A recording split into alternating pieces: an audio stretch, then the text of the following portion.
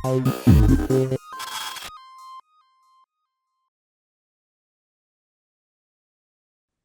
everybody, welcome to the Updates podcast. Together with me, I have Jamo, Robbie, and also Miles. In today's episode, we're gonna touch base on a lot of things. Marami nangyari during the week. Meron tayong run ni Alex Ayala at the quarterfinals, round 4 sa Wimbledon. Meron tayong impeachment, may laro ng Gilas. Meron tayong win and loss when it comes to that. But then also, the UP Fighting Maroons ended the elimination round this week as well, last Monday and Tuesday. Winning one and losing one, winning against the LaSalle Green Archers, and then crashing back down to earth against the FEU Tamaraos. Also, we'll be touching base about a few recruits that we had also in the last few days this week. So, simulan natin. So, we're gonna be heading into the quarterfinals naman na officially. Nasara natin yan na nanalo tayo versus the Adamson Soaring Falcons in the last week. But we had order of business in closing out elimination round against the De La Salle Green Archers and then also the FEU Tamaraos. The game that we had last Monday proved to be a very exciting one because it's again the third time I think we're meeting the La Salle Green Archers this off-season. Third na pala? So sila suki natin this time? Medyo suki, no? Na, mga probinsya, provincial games natin sila naharap, di ba? And for the third time this off-season, nanalo tayo. It was a blowout win to the theme of 98-69. Quite surprising. 69. It's quite surprising. Obviously, I would admit that it wasn't probably the best shooting game also for the LaSalle Green Archers. But I'd like to get their thoughts, team. Ano ang key takeaways natin for this game? Maybe Miles, simulan natin sa atin. I agree with you, Mike. No, first off, before anything else, we wouldn't want to overreact to this 29-point win over LaSalle. This is the preseason. Alam natin si Topex, he is probably, I'm willing to admit, he's probably the best coach when it comes to adjusting mid-season. No? Yung kahit mukhang patalo na yung team nila in the first half of the elimination round, somehow naisasalba niya, no? And that's the story of both their season 86 and season 88 championship. No? That being said, the trends are what's worth discussing. No? So para tong election, yung pre-season parang survey sa election yan. Yung season, yun ay election mismo. But in the preseason, you look out for trends, no? Ano yung snapshot ng current trends ng bawat team? So, and I'd like to think na maganda yung trend for you. First off, we won this by playing with our system, no? If you look at the stats, no one really stands out in the stat sheet, no? Yeah. Everyone scored, everyone contributed. And in fact, yeah, we didn't even need Noise Heroics, no? Or even Gani or VJ Pre. VJ Pre had a solid outing, but he really didn't have to carry a lot of the scoring load. No? In fact, na-outscore ng bench natin yung bench nila by a really huge margin, and that's really good for us. No, we won by playing our system, not by riding the hot hand. No, now of course, LaSalle probably had an unusual shooting day. No, but that being said, part of the reason na nahirapan silang shoot is because we played really good defense, and this is consistent with what we've seen nung game nila against Adamson, no, since coming back from Canada. Mas maganda na yung defensive communication natin. Whenever we switch, nakita mo nag-uusap sila. So, no one really misses a defensive assignment pag nag-switch. The bigs are able to keep up with the small, quick guys pag nilalabas ng LaSalle, which is one of the things they like to do. No, they like getting our bigs isolated, especially kay Cortez. But and shout out to VJ Pre. VJ Pre got the defensive player of the game citation for a game against LaSalle, and for good measure kasi LaSalle tried isolating Pre on Cortez. Pero si Pre hindi siya papatalo, no? He guarded a quicker guy. He was able to keep up. Nahirapan si Cortez. And when he does get his man beat, nasasara natin yung passing lane, no? So, you'd like to think na medyo alam na natin yung tendencies nila. And we have longer defenders, no, on their wing. So nakita natin si Boris Marasigan, he tried to do against our players the things that he did in the finals, no, yung dinadrive niya using size against our guards. But this time around, instead of a smaller Jerry Abadiano or Terence Portella, he's going up against a bigger Elliot Di Macolangan, no? Or Jacob Baila. And that changes a lot of things. That makes the shot much more difficult than it was back in the finals. So these are the little adjustments that we have. But really, I think the biggest question mark for Lasal, no? Of course, all of the teams have question marks coming in. For us, it's more of a clean-up problem and more of an execution problem.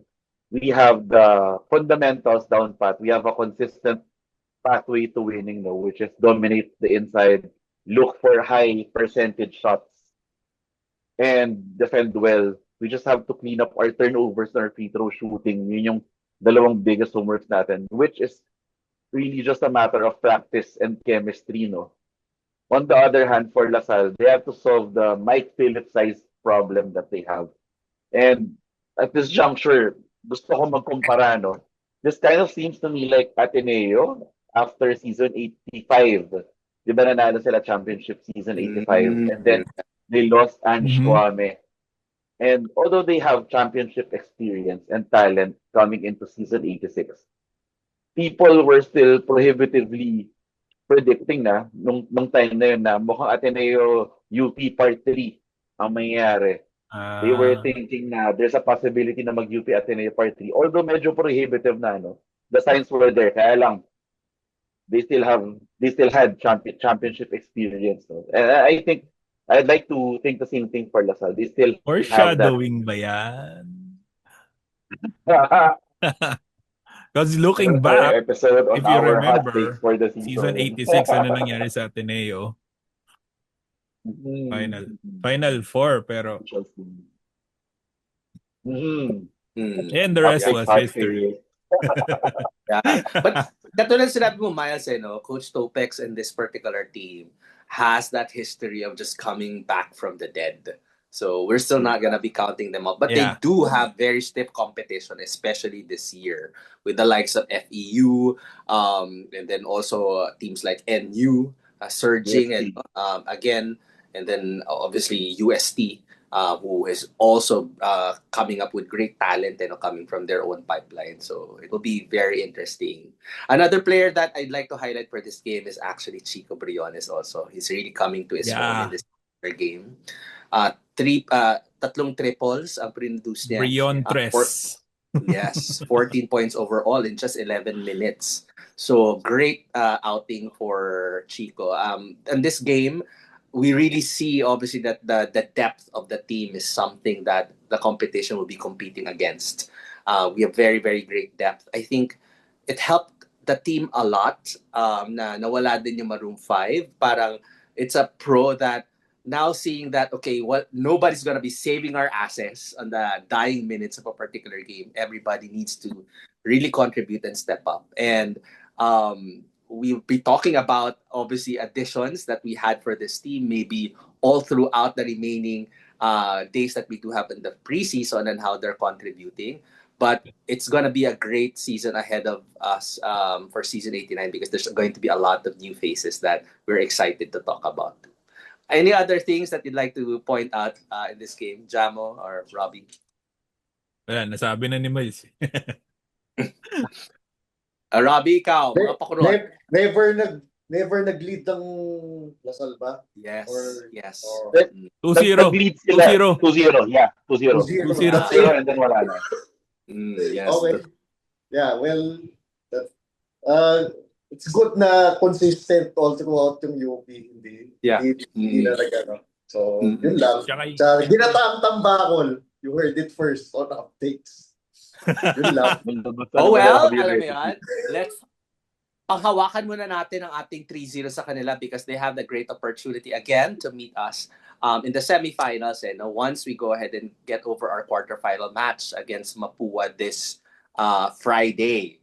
But before we touch on at least on what's ahead of us, pag-usapan din natin on how we came crashing back down to earth the day after we beat the LaSalle Green Archers. And with having a pristine 5-0 record, medyo nadungisan tayo. Naging 5-1 dahil natalo tayo ng FEU Tamaraos, no? To the score of 85-76. So nanalo sila dito sa game na to. Granted, obviously, that after we won against the Adams Soaring Falcons last week, we've already sealed their fate not making into the quarterfinals. So this is serving as extra motivation for them because I think they had a game with us last Tuesday and then today again with the Adamson Sorin Falcons to close on their Phil-On campaign. So they really want to make something out of it. In this particular game, we have a few players that really stood out for them, the likes of Mo Konate, which arguably is indeed the best FSA. Yeah, and, the usual culprits. The likes of Pasaol, Jorik is there. And then also, guys, what can you say about Kirby Moncopa? Grabe, nagpasabog sa kuya mo. Gusto din natin i-welcome sa UP. Ano? So guys, ano na ang thoughts natin regarding that game against FEU? Well, parang it appears ito nga yung first game ng FEU against us since VJ transferred. Kasi hindi natin sila nakalaban ng Asia Basket because of the different brackets. Right? Yeah. Tapos well, they had VJ check, I think. Ay hindi ko for the record di ko siya gaano napanood kasi I was medyo nawala sa isip ko dahil sa impeachment hearings. Yung trial. Anyway, overall our team parang well distributed yung minutes natin. Si VJ nga lang, in fact si VJ lang pinalaro talaga ng since siguro dahil former team niya yan. Go play lang. Although he was held to 4 points. Ang key performance dito is si Sean Alter. He top scored for us tama ba 19 points? Yeah. Yeah. Parang ewan ko, is it his career high as a Maroon?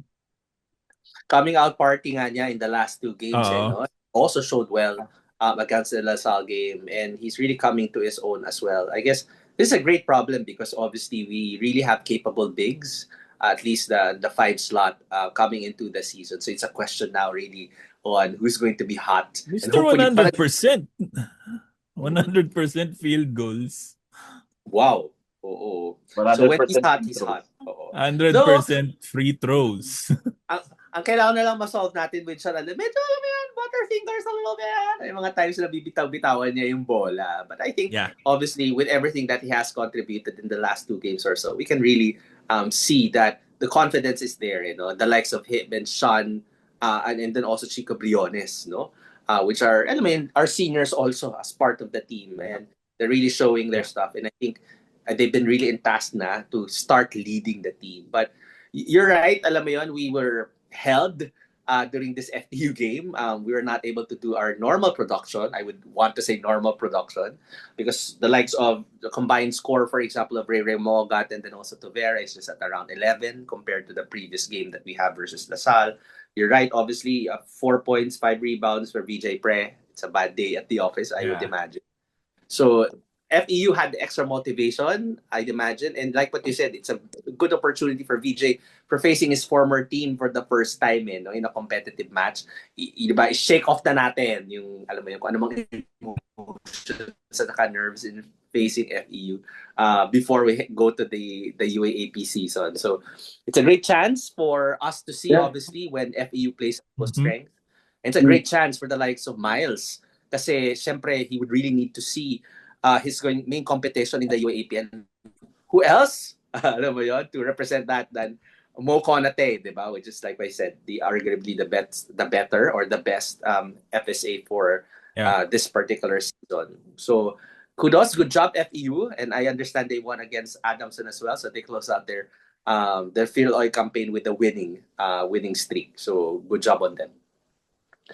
Any other thoughts, Carlos, on that one? Well, to be fair, granted, again, same caveat din do sa LaSalle game, no?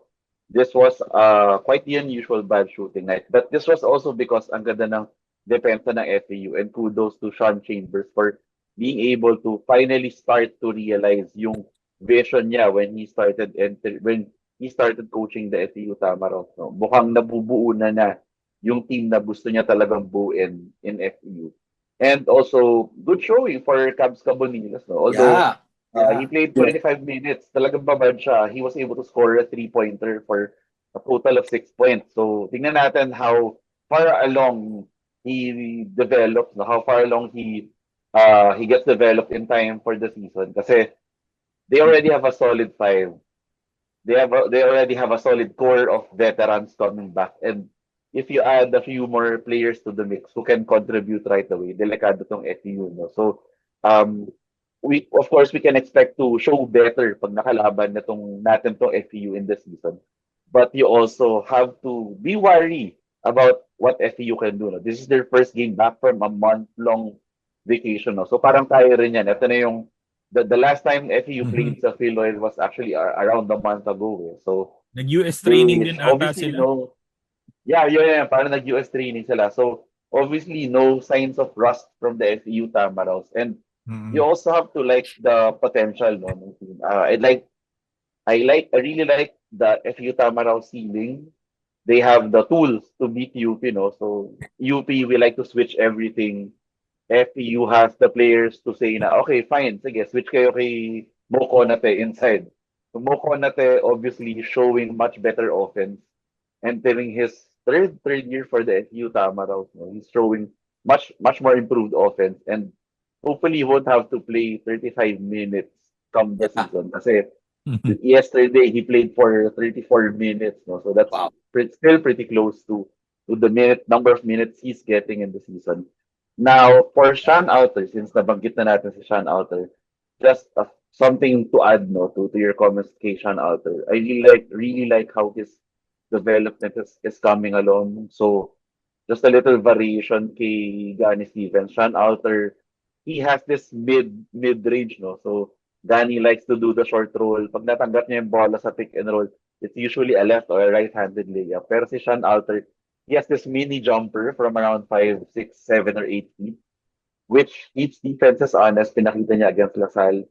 Sean Alter also being able to score even against the outstretched arms of an FSA. No? So, you really have to like that about him. Of course, nasabi na natin si Chico Briones. And then, of course, RV Poyos. Just a shout out to RV Poyos. I think he's feeling the pressure because Joaquin Tovera is coming along real well. Mamaya mag-comment tayo about that. But just about RV Poyos in both the LaSalle and FU games, I thought he was decent. Ang galing niya na mag-manipulate ng pick and roll, obviously, learning some tips from Riri Mogat on how to manipulate the pick and roll. He looks like he has chemistry with Sean Alter. Poyos and Alter have this sort of chemistry sa pick and roll na nakikita natin in the games. Speaking of Tovera, what can you guys say about Tovera? Oh gosh. Ito first game niya with versus FEU, no? Tovera. Palaruin na yan next season. Ngayong season. They probably played against FEU already with the under 18 Gilas. So yeah. So I quickly checked the stats nito ni Waki. He's actually the leading scorer in the league. 20.3 points per game. Yeah. It's counting really yung Gilas pati yung tawag dito. Or Gilas lang ata. Kasi under yun yung nasa name niya dito sa stat leaders. Yeah. And, average steals, 3 steals per game when he was Gilas. Karapat dapat lang na na i-lock in na yan at bigyan na ng Form 5. We don't know.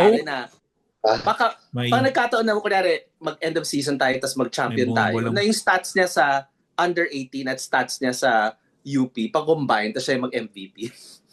Pwede na. Ganun yung mangyari. Ayun nga There is really a true argument for him.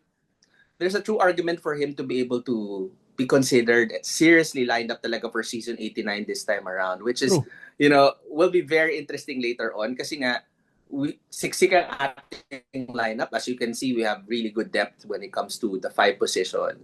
With him, RB Poyos, Ray Mogat, we have a very good variety. when it comes to the point guard position as well. So, and then we can really see obviously the likes of Palanca and then Iniguez, alam mo yun. There's really a good mix and match of players. Even for example, on that loss with FEU, you would think that okay, nasample lang tayo, but then we do have, may mga bala pa tayo na nakatago or may mga bala pa tayo na pwedeng mailabas against them. Meaning, hindi pa tayo stuck to a certain point that we know that, okay, we don't have anything against that particular team because we do. And it was just a bad shooting game. But for this, for Tovera, for example, it's a great proposition. If he gets to play this year, he gets the experience of 1 year. And then next year, with the departure of Ray Mogat, there's Irish Coquilla also, which has the experience already because hindi naman din siya fresh graduate. So sinampulan tayo na ng 30 points sa Canada. 30 points and 10 assists sa Canada. So, okay. It's a great proposition, no? To have. Nga lang, kinakabahan tayo, di ba? Kasi syempre, the tough choice of just picking 16 players or 17 kasi dalawa yung FSA, di ba? Would be upon our coaches and then also the UPMBT Ambin, and it's not an enviable position by the end of the preseason. But very, very good, very good. Maganda yung naging laban na in the last 2 games, he got to meet 2 of the best point guards, I would imagine, in the league. In the likes of Jacob Cortez, and then also Pasaol. Maybe he'll get the chance to meet a Humamoy in the finals in Phil Oil. Assuming, we'll see, di ba? Parang how he really matches up. And I think he's enjoying the competition. In the interview that he had, I think in one of our other UP MBT outlets, he was asked, why UP? And then ang sinabi niya is because UP sought him out and UP picked him. So good jobs, UP, for our scouting. Naitago natin siya before siya sumabog sa under 18. So good job. And I really enjoyed his energy. Bali-balita ako, binubulungan daw siya ng ibang kasi ilakin na yan. Mas kinakabahan pa ako na baka makuha siya pag naglumipad tayo sa AUBL sa China. Okay. Speaking of other recruits, guys, we had a few more additions to the UPMBT over the weekend. We have the commitment of the formerly the unseen player in LaSalle, Irish Coquilla, joins our ranks and will be suiting up for us in season 90 after a year of, I think, residency. Other than him, we do have a former Blue Eagle commit, Ethan Cow, also moving to the other side of Katipunan, joining the UPMBT. Welcome to better in maroon already. Correct. Quite enjoying specifically these new faces and new and new opportunities for us to actually test our skills. So even for example, as they are being transitioned in, maganda rin niya kasi mapapractice na itong mga tao na to. And I would imagine that given the chance, they might also be lined up already for AUBL. So we might be able to get a preview perhaps of an Irish Coquilla in AUBL, if ever he decides to fly in quite early. So quite exciting, guys. Any thoughts regarding the new faces and the new talents that we have recently received? Yeah, as I said, he Irish Coquilla, he actually performed well against us, not only in Canada but nung nag-try out pa siya sa LaSalle. 'Di ba? In one of the Umajam, was it Umajam or Sibugay? 'Di ba? One of those nakalimutan ko na eh. So, anyway, naalala ko dun sa game na yun, he actually performed good against UP. So, ayan, na grassroots. Well, to be fair, and this is based on the news, the news that came out of the news outlets nung na-formalize na nga yung commitment ni Coquilla. But it wasn't something na we rushed. It wasn't like he performed well against us, so let's camper to get him. No, it wasn't like that. This was, again, like with the other recruits ng UP, especially abroad. this was years in the making. We were already in touch with him previously. Hindi nga lang pa final yung arrangement, no?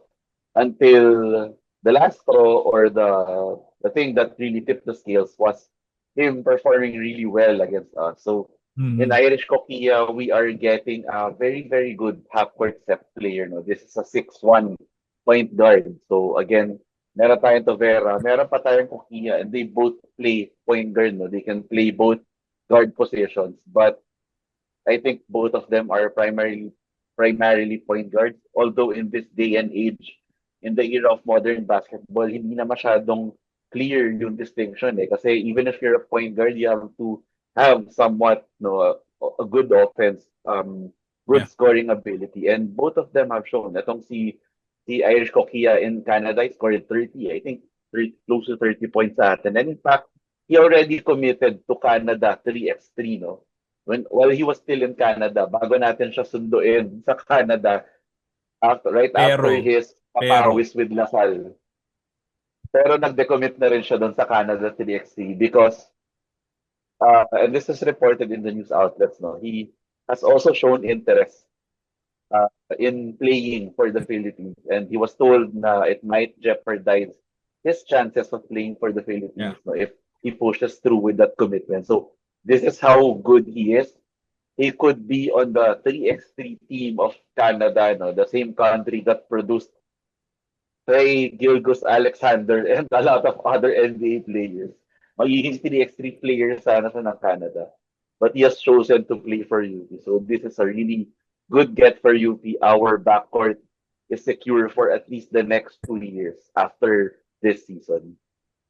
Yeah, very good. And on a side note also, I mean, aside from playing for the Philippines, playing for UP also has its perks. One great news that we had is that we have another pipeline candidate that we have moved into the KBL. Congratulations, former team captain Jerry Abadiano, for picking up and being signed by the Hyundai Phoebus team in the KBL. Congratulations. Well deserved. Hindi ko sure kung sino pinalitan niya eh. Si Figueroa. Si Figueroa. Okay. Yeah, Figueroa. Great opportunity, especially given that we had already several players that became part of the KBL family of late. So this is also the proposition that we do have now for the players that we do have in the UP Fighting Maroons, given the talent that we have producing, given the results that we've shown in the UAP. So soon after we finish our campaign as well on the Phil Oil, hopefully with the 4th back-to-back championship, we move our attention to the AUBL Summer League that will be happening also in August as our last preseason preparation. So a lot of things that are being done in the background, obviously, hopefully we'll be able to see as a result also of this particular AUBL outing that we have. So guys, ang dami pang action na mangyayari. Manonood ba kayo sa Friday? Diba? With the quarterfinals, may magandang laban dun. We'll see. Wala kang pasok nun.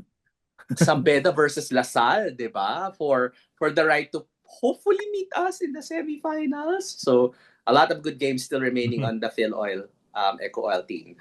May mga last shoutouts ba tayo, guys? Yeah. Okay na ako.